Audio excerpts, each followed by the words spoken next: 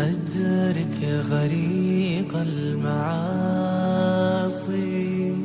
ومن عليه بلطف يفضي بي لخلاصي.